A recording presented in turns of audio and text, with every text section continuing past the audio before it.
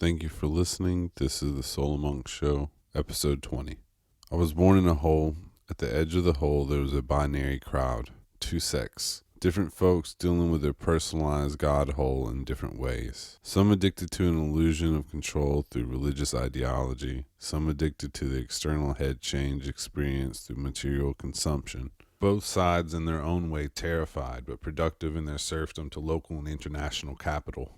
Sacrificing time and temperament for vacant spires, unable to acknowledge it, they are devout Gnostic materialists in their approach to transcendence. Calvinist death drive internalized by futureless, landless yeomen wearing the mask of Freud's pleasure principle. They acknowledge this world is a black iron prison. You just have to pay attention to the actions, not the rhetoric. Wash away the Christian misnomers of the Western lexicon or the caucasity of free real estate, and you have very basic fear that this is all there is. That's what defines their avoidance of the God hole, and that's what defines their violent approach to creating heaven on earth, heaven on the material plane. A confused mixture of abstractions and symbols they can't comprehend but use and are willing to kill for. We metabolize all kinds of atrocities in the guise for the sake of our personal illusions. Through consumption of commodities based on the violent transactional nature of labor and the reap transactional violence on all ends of the market, or literal direct violence via our giant sloth of a war machine.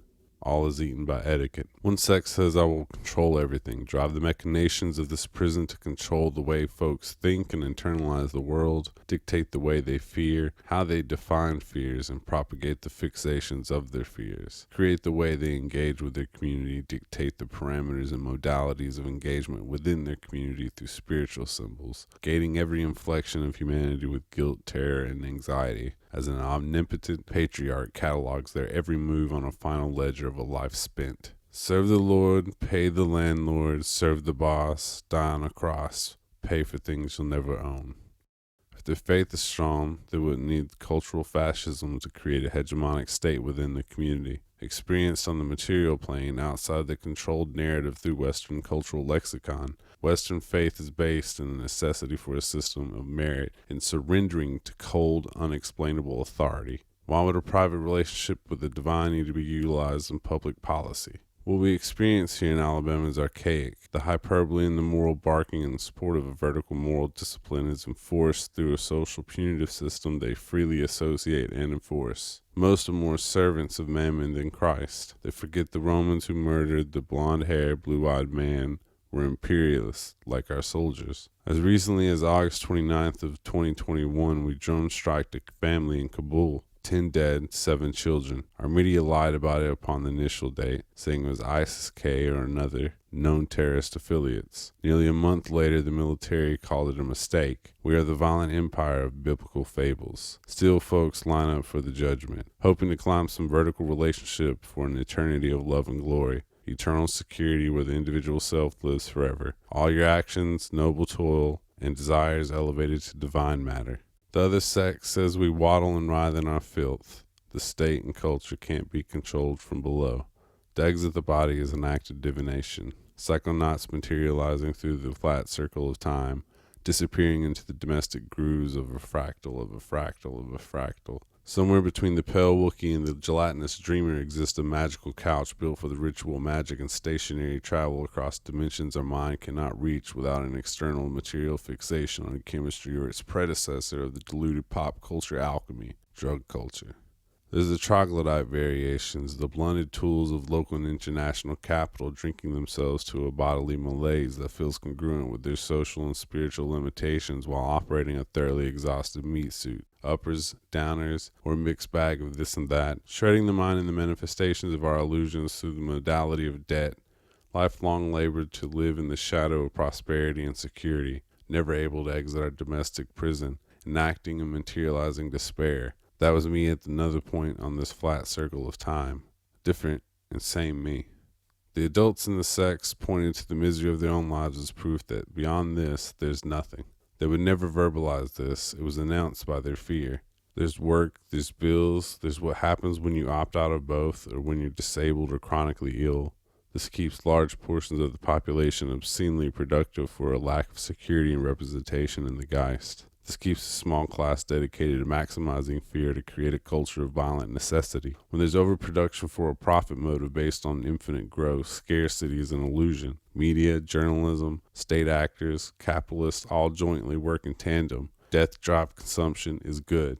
We culturally focus on cheap commodities to mask an erosion of material conditions. Large portions of the labor markets in service to or part of transportation work of those cheap commodities till the militarized police state can handle our domestic opposition. Without free real estate, with monopolized housing, without worker protections, with right-to-work laws, without an economy built to meet the needs of its participants in the shadow of a monopolized military-industrial complex, there is no longer any carrot of any size on the end of the stick for Western labor. The workers know this, even if they can't vocalize it.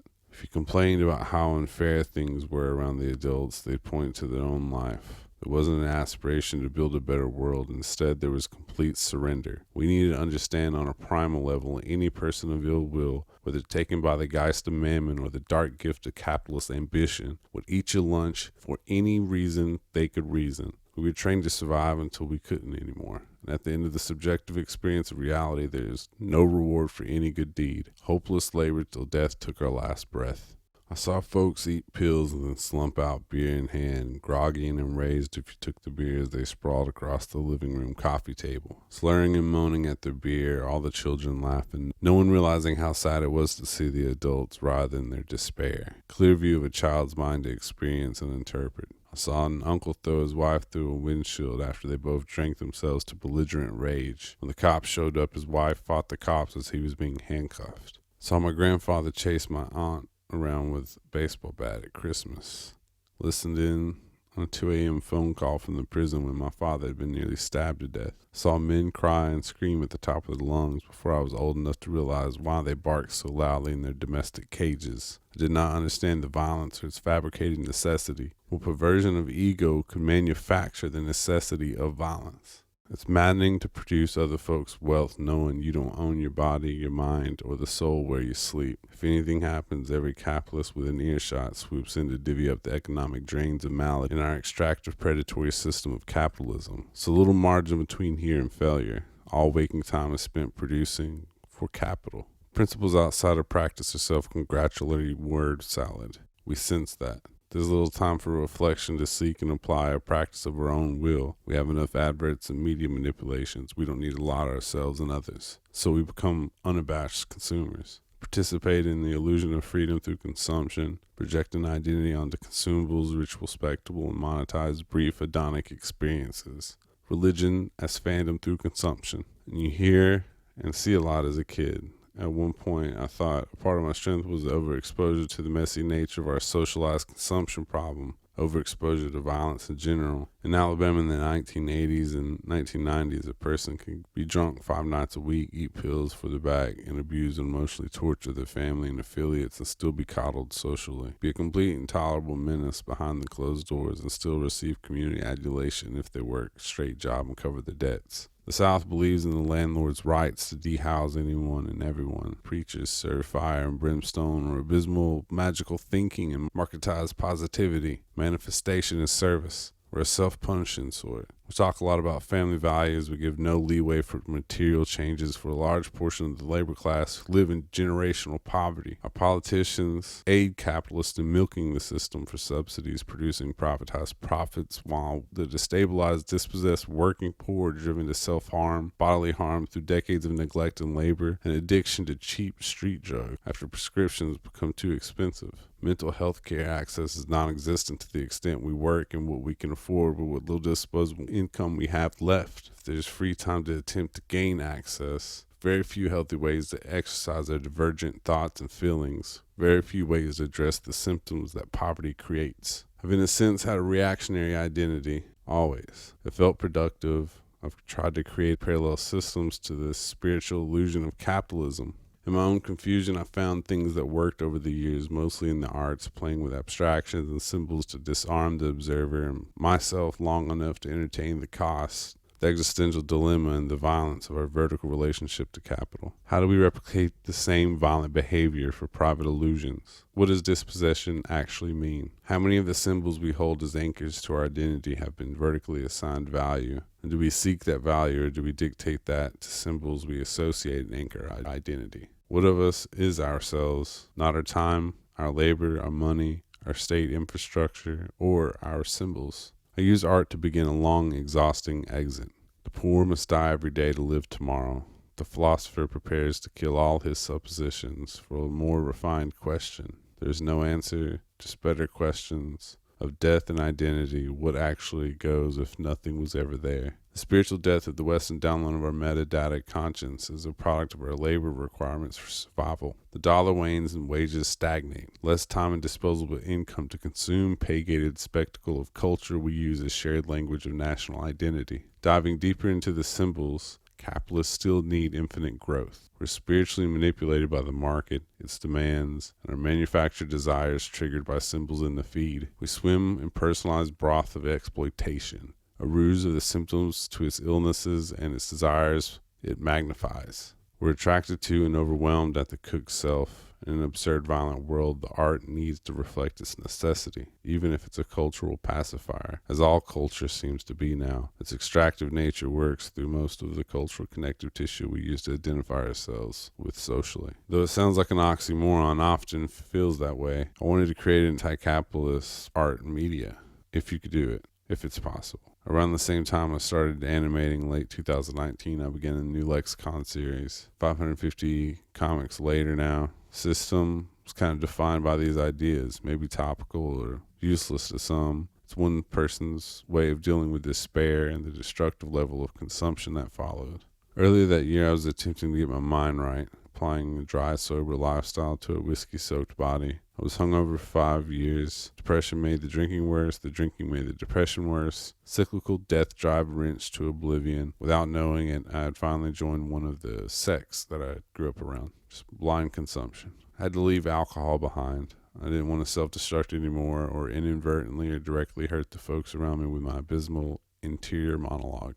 Powered by the guilt and the rage and repressed emotions, I rode the sober mania to a healthier, more useful version of myself, which is here, now, talking.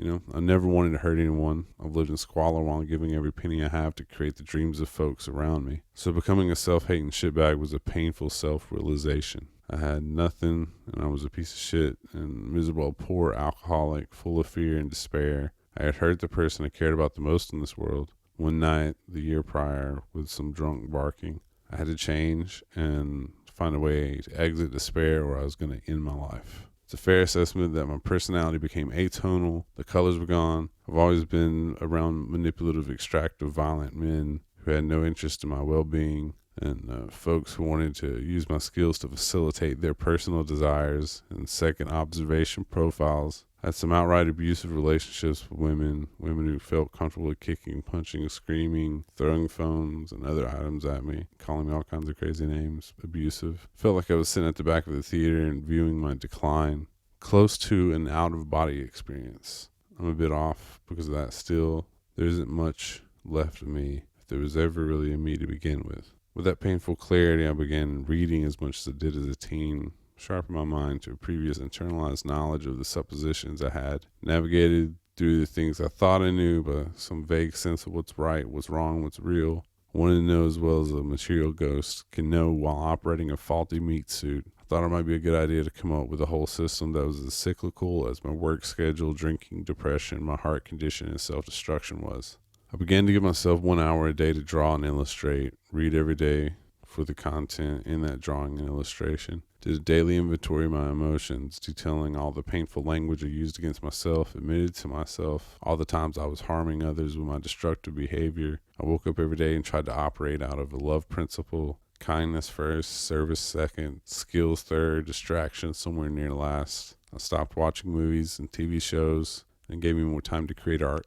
As I got better at completing my initial idea in that 1 hour time frame of drawing and reading, my animations started to look better. I felt better. I internalized more of the information I was consuming. Eventually sorted out the God hole of my psyche. I drew more frames in a day as the months went on. It all tightened up. Now I can knock out really interesting comics in 30 to 45 minutes and complete 3,000 frames in a single day. I write as much as I did in the early 2010s when I was getting more literature stuff published. I've been edging towards a production rate of completing a 15-minute animation show every week as a one-man production crew. I donate my skills at rock-bottom prices or for free to those who need my skills but can't compensate my time. I've gotten pretty close to realizing a lot of the goals I created in that 2019 shadow of despair. Maybe in another 6 months, I'll be able to hit my mark and complete like 20,000 frames in a week. If you can muster up the discipline and gate your desires to a few simple things, you can accomplish a lot.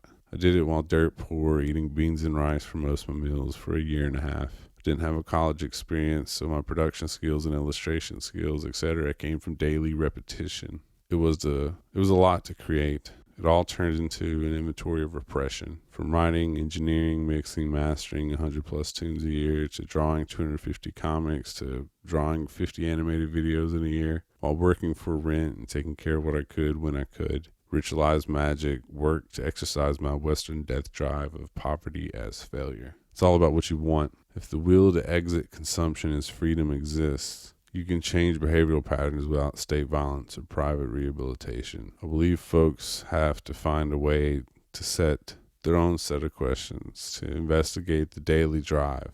Mine exists in the arts. Do I want to create? Do I want to learn? Do I really want to love and support the folks in my life and community? Would I like to exit the hedonic treadmill where I control the value of nothing and always seek vertical validation? Or do I want to curate a digital avatar that looks like a creative? What amount of energy do I need to put into curating and navigating as a liberal avatar who shares the right identity artifacts? If you apply yourself to the first 4 questions, and the 5th or 6th never become an issue. There's no writer's block or stifled creativity if you can kill your ego. It's a daily act. It's a conscious effort every day. You miss nothing by skipping the bar, creating an inventory of the shadows of your mind, sharpening your tools, adding to your toolbox. Though my bank account says I'm in dire straits, I feel rich and full of purpose. All I ever wanted to do was create and love. Everything else was an obstructionist interface to creativity. Creativity is problem solving. The external world and the interior one are one. You have to mind your garden and make a plan. If you don't have a plan, you become a part of someone else's plan. And I believe we can exit the binary of extractive, marketized free will.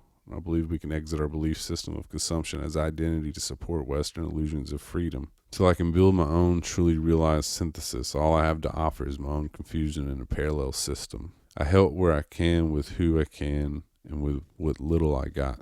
I feel like I'm still stuck in an individualized black iron prison. I know alcohol is no longer a part of my life because it made me unkind. This world needs every bit of radical kindness we can manifest through our daily actions. We have to fight the spiritual evacuation of the Geist. Consumption has hijacked our comprehension of value and the symbols of spiritual identity.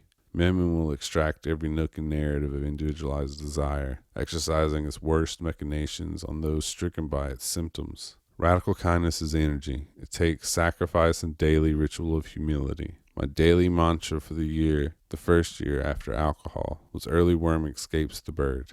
I felt as low and as insignificant as a worm. I'm unsure how each individual can find their own. I don't know where you are in the black iron prison. Playing with symbols and illustrating magical realism for the children of late capitalism is as useless as anything else.